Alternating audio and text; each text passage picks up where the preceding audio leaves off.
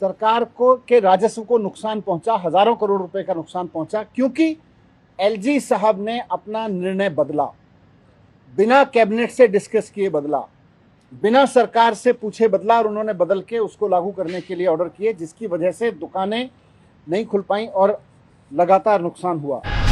तो जब ये एलजी साहब ने बहुत सारे सजेशन और दिए पॉलिसी में चेंज करने के, और बहुत ध्यान से पॉलिसी पढ़ी थी,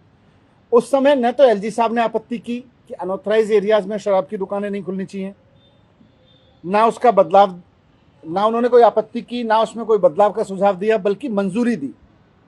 2 बार पॉलिसी को पढ़ के मंजूरी दी, काफी ध्यान से पढ़ के मंजूरी दी। और जब एलजी साहब से मंजूर करा के उस पॉलिसी के तहत टेंडर किए गए और सरकार के अनुमान से लाइसेंसीज ने 25% ऊपर रख के लाइसेंस लिए, तो जब दुकानें खोलने की फाइलें एलजी साहब के पास गई तो वहां एलजी साहब ने अपना स्टैंड चेंज किया। पहले जब पॉलिसी में गया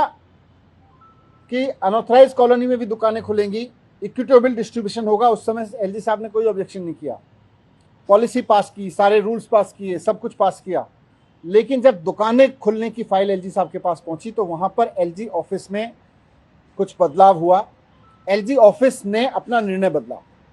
यहीं पे इसकी सारी जड़ है कि किस तरह से नुकसान हुआ। आपको जानकारी के लिए बता दूं कि ये दुकानें खुलने के प्रस्ताव नवंबर के महीने में एलजी साहब के पास पहुंचे, क्योंकि 17 नवंबर से दुकानें खुलनी थी। नवंबर के पहले हफ्ते में एलजी साहब के पास प्रस्ताव भेजे गए, 17 नवंबर से दुकानें खुलनी थी, इंक्लूडिंग अनऑथराइज एरियाज। तो एलजी साहब ने उस समय 15 नवंबर को, यानी ठीक 2 दिन पहले, एक नई शर्त लगा दी कि अनऑथराइज एरिया में दुकानें खोलने के लिए डीडीए और एमसीडी की मंजूरी लेनी चाहिए। पहले जब पॉलिसी पढ़ी थी तब नहीं लगाई, उनके सुझावों पे पॉलिसी दोबारा पास होके गई तब नहीं लगाई, बल्कि यह भी आपकी जानकारी में होना चाहिए और बहुत जरूरी है जानना कि अनऑथराइज एरिया में एक्साइज पॉलिसी के तहत दुकानें खुलती रही हैं। दिल्ली में हमेशा दुकानें खुलती रही हैं, हर साल खुलती रही हैं, और एलजी साहब की मंजूरी से खुलती रही हैं। 2015 से मैं देख रहा हूं, मैंने उससे पहले की भी फाइलें देखी हैं, 2015 से भी पहले 10 साल की फाइलें देखी हैं। हर साल एलजी साहब के पास अनऑथराइज एरिया में दुकानें खुलने की फाइल जाती थी और एलजी साहब उसको अप्रूव करते थे। जब पॉलिसी में लिख के गया कि अनऑथराइज एरिया में दुकानें खुलेंगी, उस वक्त भी उसको अप्रूव किया, लेकिन बाद में जब फाइलों के पे अप्रूवल गया दुकानें खोलने के लिए, उस वक्त एलजी ऑफिस अचानक अपना स्टैंड चेंज करता है और कहता है कि इसके लिए डीडी और एमसीडी की मंजूरी ले लो। एलजी साहब को भी पता था कि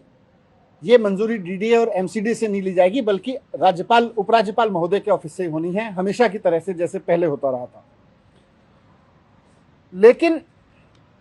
उन्होंने बहुत आश्चर्यजनक तरीके से एक नई कंडीशन इसमें लगाई, पूरा का पूरा स्टैंड चेंज किया। उस पॉलिसी में जो डिपार्टमेंट ने तैयार की थी उस वक्त नहीं था, जब कैबिनेट ने पास की थी उस वक्त नहीं था, एलजी साहब ने पढ़ी थी उस वक्त नहीं था, एलजी साहब ने जब मंजूर किया उस वक्त नहीं था। अचानक एलजी साहब ने अपना स्टैंड चेंज किया, और इस स्टैंड चेंज होने की वजह से दिल्ली में अनऑथराइज एरियाज में दुकानें नहीं खुल पाई। पुरानी पॉलिसी के तहत जहां पे दुकानें खुल रही थी वहां भी नहीं खुल पाई, और उसका नुकसान ये हुआ कि जो नए लाइसेंसीज थे वो कोर्ट में गए, और कोर्ट ने ऑर्डर किए कि इनसे जो अनऑथराइज वार्ड्स हैं उनका लाइसेंस फीस न ली जाए, उनको रिबेट दी जाए, उसमें उनको रिलैक्स किया जाए लाइसेंस फीस प्रोरेटा बेस पे, और इसकी वजह से सरकार को हजारों करोड़ रुपए का नुकसान हुआ। ये पूरा इंसिडेंस आपके सामने इसलिए रखा क्योंकि नई एक्साइज पॉलिसी जो सरकार ने बनाई थी उससे सरकार को बहुत फायदा होने वाला था, लेकिन उसके उलट सरकार को के राजस्व को नुकसान पहुंचा, हजारों करोड़ रुपए का नुकसान पहुंचा, क्योंकि एलजी साहब ने अपना निर्णय बदला, बिना कैबिनेट से डिस्कस किए बदला, बिना सरकार से पूछे बदला, और उन्होंने बदल के उसको लागू करने के लिए ऑर्डर किए, जिसकी वजह से दुकानें नहीं खुल पाई और लगातार नुकसान हुआ।